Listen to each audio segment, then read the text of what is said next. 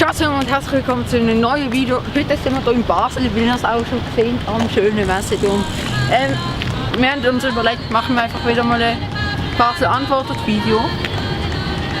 Und heute mit etwas Neuem, nämlich mit dem Justin, der hinter der Kamera steht. Nein, Spaß, einfach mit ihm. Ja. Hallo, hallo, Hier, man das auch, ja.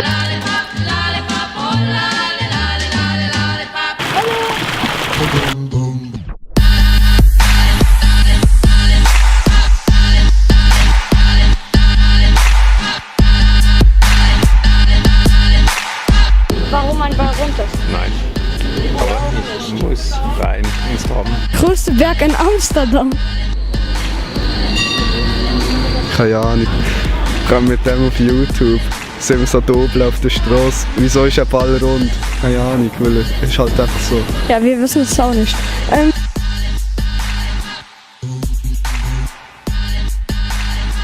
Oder haben die Geschwister? Ja, Ich habe eine große Bruder, die Schwester, kleine Bruder und der kleine Schwester.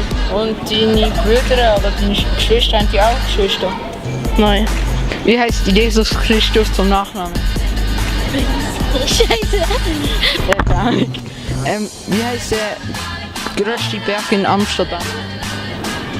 Ja, du bist Sekundarschule, nicht? Keine Ahnung. Und in Venedig? Was? Ja. 150 Meter? Ich 400 Meter. Welche Sprache spricht man in Mannheim? Was ist Mannheim? Das ist Land. Spanisch. Angie Swiss.